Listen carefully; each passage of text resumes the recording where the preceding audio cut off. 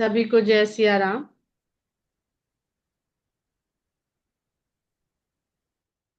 रामचरितमानस उत्तरकांड दोहा संख्या 115 के पश्चात की चौपाइयां पढ़ते हुए हम लोग आगे बढ़ेंगे, क्योंकि इनका अर्थ हम लोग कल पढ़ चुके हैं।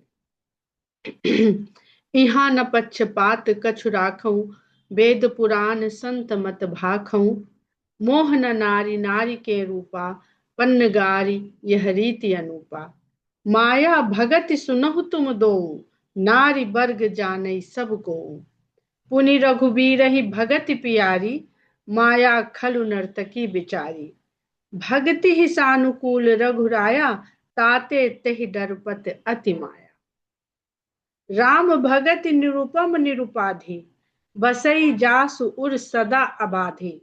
राम भगति निरुपम निरुपाधि, बसई जासु उर सदा अबाधि। तेहि बिलो की माया सकुचाई, करि न सकई कछु निज प्रभुताई। अस विचारि जे मुनि विज्ञानी, जाचहि भगति सकल सुख खानी।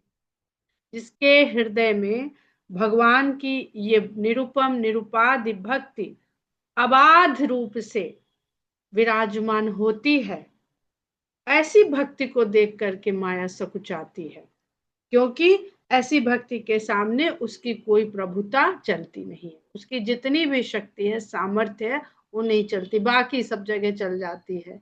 चाहे भक्ति मार्ग के हो, चाहे ज्ञान मार्ग के हो, वो खाली स्थान पाती है, वहां पे वो अपनी प्रभुता चला ले जाती है। अस विचारी जे मुनि विज्ञानी, जाचहि भगति सकल सुख खानी। इस बात को जो तत्वज्ञ मुनि हैं, वो जो जानते हैं, विचार के द्वारा इसको समझ पाते हैं। कैसे विचार के द्वारा समझना? पूर्व में देखते हुए चले आइए, वहां पूर्व से देखते हुए समझ में आ जाएगा। बहुत पूर्व तक हम लोग की दृष्टि नहीं है, ज्ञान नहीं है, तो रामायण में पूर्व में जितने भी प्रसंग हैं, जैसे ऐसे चरित हैं, उनको देखते समझते चले आइए। कुछ तो समराइज हो जाए पाठ्यक्रम, तो समझ में आ जाएगा ना। इसलिए रामचरितमानस में पाठ्यक्रम को समेट दिया गया, कुछ उदाहरण ले लिए गए कि इसको विचार करने से समझ में आ जाएगा। जाचे ही भगति सकल सुख खानी, और सभी सुखों की जो खान भक्ति है, उसकी ही याचना वो करते हैं, वही मांगते हैं। अरण्यकांड में इसके बहुत सुंदर सुंदर उदाहरण हैं। यह रहस्य रघुनाथ कर बेगी न जाने कोई, जो जाने रघुपति कृपा, सपने हूं मोह न होई। ये जो भगवत कृपा का रहस्य है, अब रहस्य क्यों कह रहे हैं? रहस्य वो जो दिखाई न दे, तो कृपा दिखाई नहीं देती है। हम सब के ऊपर भगवान की कृपा है, अलग अलग रूप में, अलग अलग हमारे कार्य में, अलग अलग जगह में वो हमारे साथ लगी हुई है, पर वो हमें दिखती नहीं है। दिखती नहीं है तो समझ नहीं आती है। तो कहते हैं यह रहस्य रघुनाथ कर, श्री रघुनाथ का जो ये कृपा रूपी रहस्य है भक्ति का, कि भक्ति के द्वारा सभी सुखों की खान जो है वो भक्ति में ही है, इसको जल्दी कोई जान नहीं पाता है, बेगी न जाने कोई। जो जाने रघुपति कृपा, भगवान की कृपा हो जाए तो भगवान की कृपा और भगवान की भक्ति को यदि कोई जान गया, जिस प्रकार भगवान ने कृपा कर दी, तो उसको स्वप्न में भी फिर मोह हो ही नहीं सकता। और ज्ञान भगति कर भेद सुनो सुप्रवीण, और क्योंकि गरुड़ जी ने पूछा ही है कि आपको तो वो बढ़िया बात बता रहे थे, ज्ञान की बात, आपने उसका भक्ति के समान आदर क्यों नहीं किया? तो हमको वो तो बताइए कि दोनों में वो श्रेष्ठ भक्ति क्यों है? तो कहते हैं और ज्ञान भगति कर भेद सुनो सुप्रवीण। हे सुप्रवीण, परम निपुण, प्रवीणता में दक्ष, परम, एक और भेद है ज्ञान और भक्ति में, उसको सुनो। जो सुनी होई राम पद, जिसको सुन करके प्रीति सदा अविच्छिन्न, जिसको सुन करके राम के चरणों में अविच्छिन्न प्रेम हो जाता है, जिसको कभी भी खंडित न किया जा सके, छिन्न भिन्न न किया जा सके, ज्यादा कम न किया जा सके। हम लोग की भक्ति कहे चाहे जो थोड़ी बहुत घटती बढ़ती रहती है। तो सुनहु तात यह अकथ कहानी, समुझत बनई न जाई बखानी। अब इस चौपाई में जो रहस्य है वो सारा काकभूषुंडी जी ने कह दिया। सुनहु तात यह अकथ कहानी, कहानी क्या है? ये क्या है? रामायण, राम कथा। कथा का मतलब कथन करना, जिसका कथन किया जा सके, जिसको कहा जा सके, वही कथा या कहानी। कहने में आ गई तो कहानी, और कथन कर दिया तो कथा। तो कहते हैं सुनो तात यह अकथ कहानी, कथा कह भी रहे हैं और कह रहे हैं ये तो अकथ है। तो रहस्य कहाँ है? इन्हीं सब शब्दों में रहस्य है।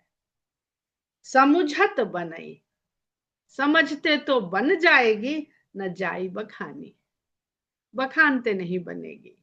और सीधी सीधी भाषा में कही तो गूंगे का गुड़, तो गूंगे का गुड़ है, उसने खा तो लिया, समझ तो लिया कि हाँ ये बहुत अच्छा था। ये जो पहली बार खाया उसने तो समझ तो लिया, अरे अब तक जो भी खाते आए ये तो सबसे बढ़िया चीज थी, लेकिन बखान नहीं कर पाएगा।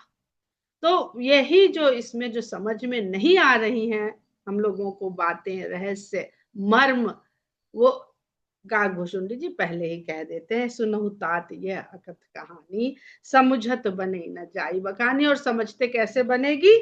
कि जो जाने रघुपति कृपा, सपने मोह न हो। अगर रघुपति की कृपा हो जाए तो समझ में आ जाएगी। ईश्वर अंश जीव अविनाशी, चेतन अमल सहज सुख राशि। जीव तो ईश्वर का अंश है। तो अभी तो हम लोग इतना बीज बीज पढ़े कि जब आम का बीज बोएंगे तो आम ही निकलेगा, अमरूद का बोएंगे तो अमरूद ही निकलेगा, कटहल का बोएंगे तो कटहल ही निकलेगा। फिर ईश्वर का अंश होने से हम ईश्वर जैसे क्यों नहीं हैं? ये तो सिद्धांति भौतिक शास्त्र का और जीव विज्ञान का उलट गया, वनस्पति शास्त्र का, दर्शन शास्त्र का। तो कहते हैं ईश्वर का अंश जो जीव है वो अपने आप में है अविनाशी, चेतन अमल, चैतन्य है, निर्मल है, उसमें कोई मल नहीं है, सहज सुख राशि, क्योंकि वो सच्चिदानंद है। तो सच्चिदानंद का अंश आया तो वो सुख की राशि है, उसको कहाँ दुख, मोह, संताप, पछतावा, जितने भी शब्द हैं दुख के, पीड़ा के, कष्ट के, वो है ही नहीं। वो सहज सुख की खान है स्वयं। सो माया बस भयो गोसाई, बंध्यो कीर मरकट की नाई। लेकिन अब देखिए, पहले उन्होंने बता दिया ऊपर कि माया खलु नर्तकी बेचारी, वो माया ईश्वर की ही माया है, लेकिन उसके लिए नाचती है, उसकी नर्तकी है।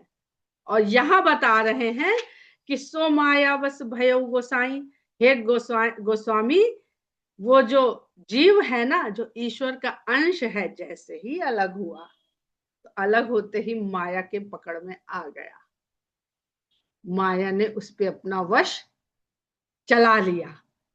और बंध्यो कीर मरकट की नाई, जो अभी भगवान के लिए जो नाच, देखिए बहुत बहुत साधारण बात करेंगे, वो एक सीरियल था या पिक्चर थी ना, कि सास भी कभी बहू थी, या जो बाद में जब वो सास बनती है तो जो जो उसके साथ हुआ था वो अपनी बहू के साथ करके अपने सारे फ्रस्ट्रेशन पूरे करती है ना। तो माया जो नाच रही थी, जैसे ही उसके कंट्रोल में कोई आया, उसके अंडर में कोई आया, तो वो जो नाच रही थी वो नचाना शुरू कर देती है, क्योंकि अब स्वामिनी वो हो गई। स्वामित्व तो आते ही जो उसके अंडर में है उसको वो नचाना शुरू कर देता है। तो कहते हैं कि सो माया बस भयो गोसाई, बंध्यो कीर मरकट की नाई। और उसके वश में होते हुए वानर बंदर की तरह बन गया, तोते की तरह बन गया।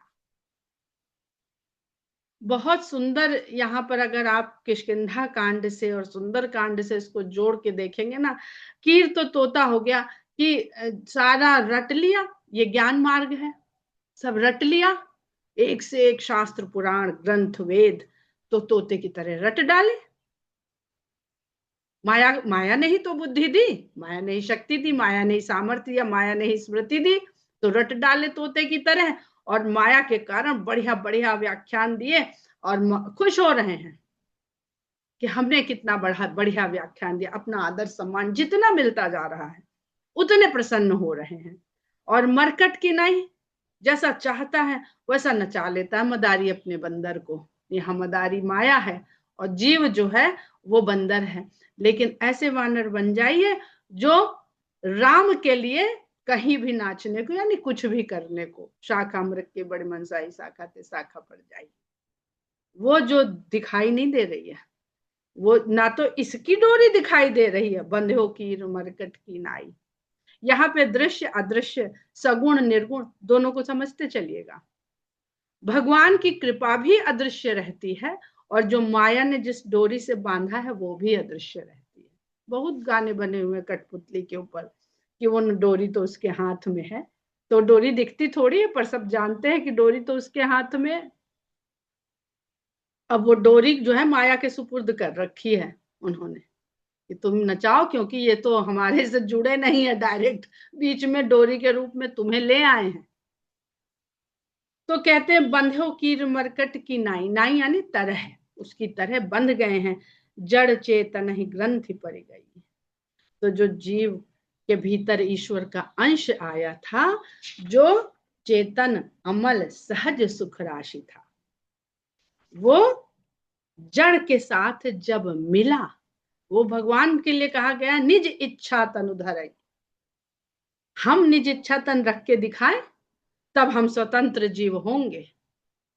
हमारा तो जो बॉडी है वो निर्भर ही दूसरों के ऊपर करती है, अपनी इच्छा से हमको ये शरीर नहीं मिला है और न मिल सकता है। तो जैसे ही वो चेतन जड़ से जुड़ता है तो मिलता है, तो गांठ डालनी पड़ती है ना दो चीजों को जोड़ने के लिए, तो उन दोनों के बीच में ग्रंथि पड़ गई, गांठ पड़ गई। और रही मन धागा प्रेम का मत जो चटकाए, तोड़े से फिर ना जुड़े, जुड़े गांठ पड़ जाए। तो गांठ तो पड़ गई, तो गांठ पड़ गई तो उससे जो ईश्वर था वहां से दूरी भी बढ़ गई। यद्यपि मृषा छूटत कठिनाई, अब बहुत ही विचित्र बात है, बड़ी अद्भुत बात है कि यद्यपि है झूठी, गांठ तो पड़ी है पर झूठी गांठ है, लेकिन तब भी छूटने में कठिनाई है। हम सब जानते हैं ना, बातें जब हम लोग करते हैं या शमशान जाते हैं या कुछ और सुनते हैं तो सबको पता है कि सब मिथ्या है, सब यहीं रह जाना है, सब छूट जाना है, फिर भी नहीं छूटता। तभी छूटता है जब देह छूटती है। जब तक देह है तब तक उसमें ये गांठ जो है पड़ी रहती है। तो यद्यपि मृषा, यद्यपि वो गांठ है झूठी, छूटने में कठिनाई है। ये आभास है बहुत तरह के, जैसे आजकल तो ये बहुत बढ़ गए ना, काउंसलर लोगों की प्रैक्टिस बहुत बढ़ गई। वो रोग नहीं है उन्हें, रोग हो तो एक्सरे में आ जाए, थर्मामीटर में आ जाए, बीपी में आ जाए, सीटी स्कैन में आ जाए, सब कुछ तो टेस्ट हो रहे हैं, पर वो इस जड़ तत्व का वो रोग ही नहीं है। वो तो मृषा रोग है कोई, जो दिमाग में मानसिक पैठ बना के बैठा है, तो आता नहीं है कहीं, किसी स्कैन में आता नहीं है, तो वो काउंसलर के पास भेजा जाता है। काउंसलिंग के निकाले ही द्वारा कैपिटल में ऐसा उसको बनाया ही नहीं कि दूर ज्यादा करने बर्तन का निकले। प्रयास किया जाता है। तो यही मृषा है। तब ते जीव भयो संसारी, और जब ये गांठ पड़ गई तब से जीव संसार का हो गया, था तो किसी और का पर हो गया संसार का। छूट न ग्रंथि न होई सुखारी, न तो ग्रंथ छूटती है न सुख मिलता है। श्रुति पुराण बहु कहो उपाई, छूट न अधिक अधिक रुझाई। यद्यपि वेद पुराण ने इस गांठ से मुक्ति के, मुक्ति क्या है, हम लोग मुक्ति मोक्ष जो बात करते हैं, कोई तो गांठ है जिससे मुक्ति चाहते हैं, जिसे खोलना चाहते हैं। बंधन, मुक्ति का विलोम बंधन, बंधन का मतलब बंधना, बंधना के लिए गांठ जरूरी है। तो यद्यपि वेद और पुराणों ने उपाय तो बहुत बताए हैं इस ग्रंथि के छुड़ा देने के, लेकिन छूटती नहीं है। जितना छुटाने का प्रयास करते हैं और उलझती जाती है। छूट न अधिक अधिक अरुझाई, जीव हृदय तम मोह विसेखी। और क्यों नहीं छूट रही है? क्योंकि जीव का जो हृदय है उसमें मोह रूपी विशेष अंधकार है। हम आंख बंद करते, कहा ना उन्होंने, लोमश मुनि ने, कि वो तो अंतर में बैठे हुए हैं। तो अंतर में बैठे तो ये इंद्रियां तो सब बाह्य इंद्रियां हैं, ये बाहर का डेटा लाती है, सूचना लाती है, कलेक्ट करती है और दिमाग तक पहुंचाती है, मस्तिष्क तक पहुंचाती है। तो अंदर तो ये देख ही नहीं रही, इतना तो हम जानते हैं। चाहे कान हो, चाहे आंख हो, चाहे वाणी हो, ये सब भी बाहर ही देख रही हैं। तो अंदर देखना तो चलो भाई बाहर से बंद करते हैं, कान में उंगली डालते हैं, आंख बंद करते हैं, मुंह बंद करते हैं, चलो भाई भ्रामरी करते हैं। पर अंदर तो अंधकार मचा हुआ है। अंधकार में तो हम देखने की हमारे भीतर क्षमता है ही नहीं। तो कहते हैं जीव के हृदय में विशेष मोह का अंधकार है। तो ग्रंथ छुड़ाए कैसे, तो दिखाई भी नहीं पड़ती। पहले थोड़ा प्रकाश हो, कोई तो 0 पावर का ही बल्ब चले। 0 पावर का पहले बल्ब चलता था, अब तो एलईडी आ गई। तो 0 पावर का बल्ब देखिए, 0 पावर भी कहते थे और उसमें प्रकाश भी रहता था। तो वही जल जाए या कुछ और ही जला ले तो कुछ तो रोशनी हो। टटोल के पाएंगे तो इतनी गांठें हैं कि हमें समझ में नहीं आता कि ऊपर वाली कौन है, कहाँ से शुरू करें। तो कहीं से भी एक ऊन का गोला उलझा लीजिए और अंधेरे में खोलने के लिए प्रैक्टिस कर लीजिए, नई गांठें डाल देंगे, सुलझा नहीं पाएंगे। और 10-20 गोले ले लिए ना तो पता ही नहीं चलेगा कौन सा सिरा किस गोले का था। ऐसे ही है बस, हम लोग तो जाने कितने जन्मों के गोले अपने में उलझाए पड़े हुए हैं। अस संजोग ईस जब करई, तब हूँ कदाचित सो निरुअरई। अगर ईश्वर ही ऐसा संयोग बना दे, जीव की सामर्थ्य नहीं है, ईश्वर ही ऐसा संयोग बना दे, तब हूँ कदाचित सो निरुअरई। तब शायद वो ग्रंथि से छुटकारा पाया जा सकता है। निरुअरई, निर्वाण शब्द, छूट जाने से निरुअरई। सात्विक श्रद्धा धेनु सुहाई, जो हरि कृपा हृदय बस आई। बहुत उत्तरकांड का सबसे कठिन प्रसंग है, इसीलिए काकभूषण जी ने पहले ही कह दिया कि सुनो ताती यह अकथ कहानी। अब अकथ कहानी है तो थोड़े बहुत उसके प्रतीक ले लिए जाएं तो अकथ को कहना सरल हो जाता है। तो कहते हैं सात्विक श्रद्धा धेनु सुहाई, जो हरि कृपा हृदय बसाई। तो हर भगवान की कृपा हो जाए और जो सात्विक श्रद्धा रूपी सुंदर धेनु है, गाय है, वो आके हृदय में बस जाए। किस हृदय में? जहां जीव हृदय तम मोह विसेखी। अब अंधकार है। अब ये थोड़ा सा चित्र की कल्पना करिए तो शायद हम लोगों को समझ में आए कि मोह रूपी अंधकार से भरा हुआ हृदय है। भगवान की कृपा हो गई, रोज हम लोग डटते हैं, जपते हैं, सुनते हैं चरित्र, तो भगवान ने कृपा करी थी कि भाई इसको थोड़ी श्रद्धा दे ही दो। तो भगवान की कृपा से श्रद्धा तो मिल गई। अब श्रद्धा रूपी गाय को किस कमरे में बांधा? हृदय के उस कमरे में बांधा जहां पे मोह रूपी अंधकार बसा हुआ है, डेरा डाले हुए है।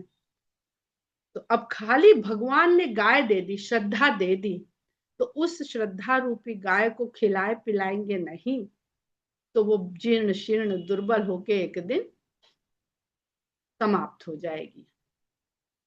तो उस गाय को हमें कुछ चारा देना पड़ेगा। चारा क्या है? जप तप व्रत जम नियम अपारा, जे श्रुति कह शुभ धर्म अचारा। गोस्वामी जी ने कहा अचारा लिख दो तो ना समझने वालों को भी समझ में आ जाएगा कि ये अचारा ही चारा है। अचारा यहाँ पे आचरण के लिए है। कैसा आचरण हो? जप करते हो या तप करते हो या व्रत करते हो या यम यानी नियम से रहते हो और अपार करते हो, अत्यधिक करते हो। जे श्रुति कहे, जो वेदों ने कहे हैं, जो शुभ धर्म के जितने आचरण। इसलिए अगर ये शुभ धर्म के आचरण क्या है तो पीछे पलट के पढ़ लीजिए, एक लिस्ट बना लीजिए। पता चल जाएगा कि शुभ धर्म के आचरण में क्या क्या क्या क्या है। हर जगह संतों की वाणी से, भगवान ने अपनी वाणी से, शंकर भगवान की वाणी से उसको कहा गया है। तो ऐसा चारा पहले इकट्ठा करिए, और बहुत ज्यादा, कोई सीमा नहीं कि एक कोठरी भर दिया तो अब ये तो खाएगी, बढ़िया रहेगी स्वस्थ। तेई तृण हरित चरे जब गाय, तो भगवान की वो श्रद्धा रूपी गाय जब इस घास को चरेगी, तृण यानी घास, तिनका, तो जब इस घास तृण हरित चरे, हरा चारा, हरा चारा क्या होता है, रोज छील के लाया जाता है, ये थोड़ी कपिला पशु आहार ले आए, फैक्ट्री में बन गया और दुकान से खरीद लाए और मिला दिया। तो कैसे दूध की गुणवत्ता समाप्त होती जा रही है, ये यहाँ पे समझते चलिए। वही दूध ही है जिससे नवनीत मिलेगा, जिससे पोषण मिलेगा, जिससे पुष्ट होंगे। तो ये मन को पुष्ट करने वाली गाय है। तन को पुष्ट करने वाली गाय बाहर है, मन को पुष्ट करने वाली गाय भगवान ने भीतर पाल दी, कृपा करके दे दी। भाव बच्च शिशु पाई पहनाई।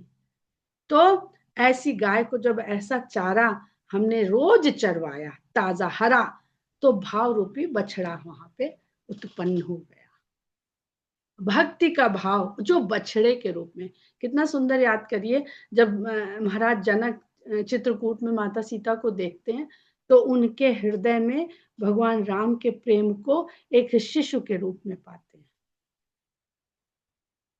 प्रेम रूपी वट पे भगवान राम एक माता जानकी के हृदय में प्रेम रूपी शिशु के रूप में। तो ये जो है पहले छोटा ही भाव आपके मन में आएगा, तो भाव रूपी बछड़े को जब वो पाएगी गाय तो पन्हाएगी, यानी द्रवित होएगी। द्रवित होके ही गाय, वो इंजेक्शन लगा के नहीं खींच लिया या मशीन लगा के नहीं खींच लिया। वो बछड़े को जब चाटती है, देखती है, तो स्वयं द्रवित हो जाती है, स्वयं पन्हा जाती है,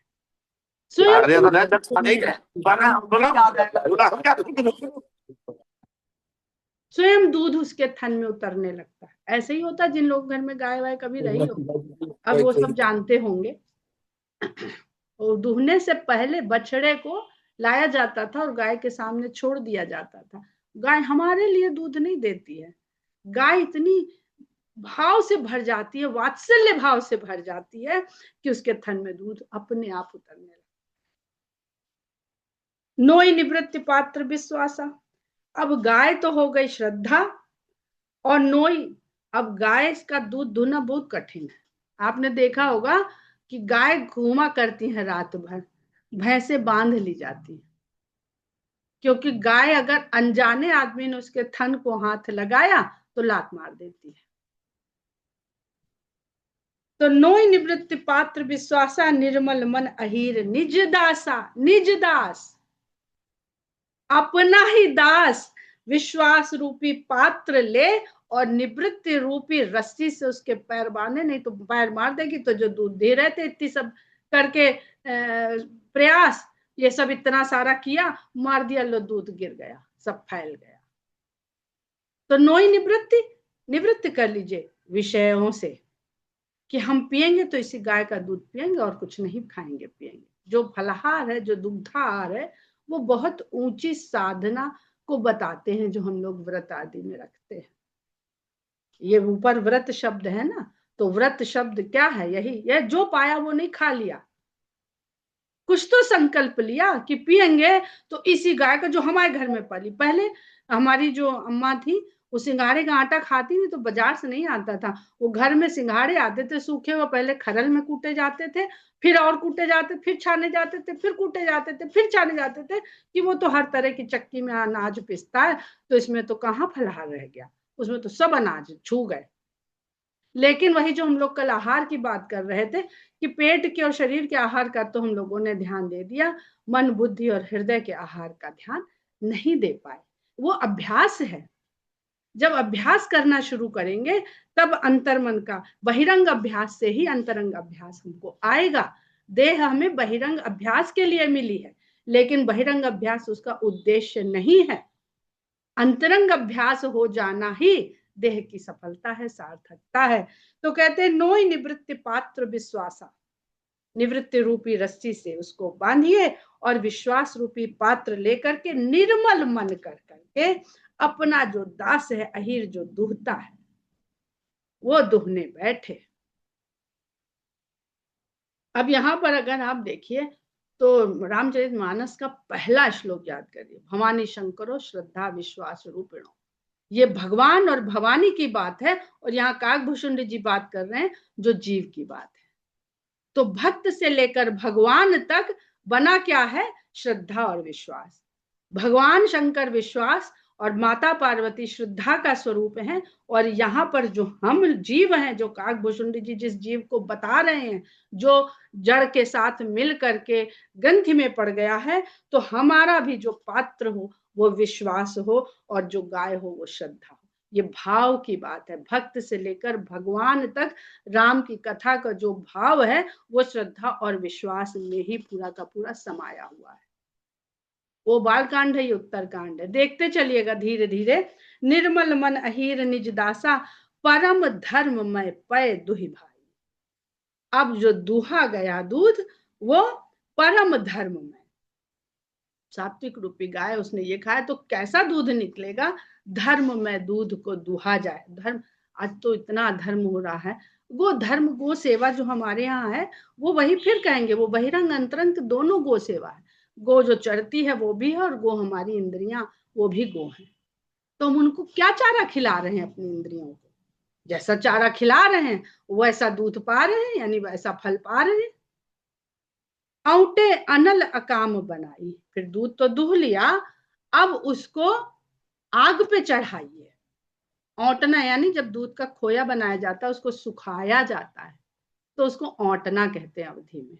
अनल यानी अग्नि, अग्नि में अनल अकाम बनाए, निष्काम भाव की अग्नि में उसको औटी। अब निष्काम भाव क्या हो गया, वही अर्थ के साथ अर्थ ही अर्थ मिले, अनर्थ ना मिल जाए। अब दूध तो हमारा 5 लीटर था, खोया कितना पाया, तो कुछ तो गया ना। तो जो कर्म किया हमने उसमें बहुत कुछ चला गया, जो हाथ आया वो कम था। तो ये निष्काम भाव रखिए कि नहीं जी हमने तो 10 किलो दूध दुआ है तो 10 ही किलो खोया चाहिए, ये संभव नहीं है।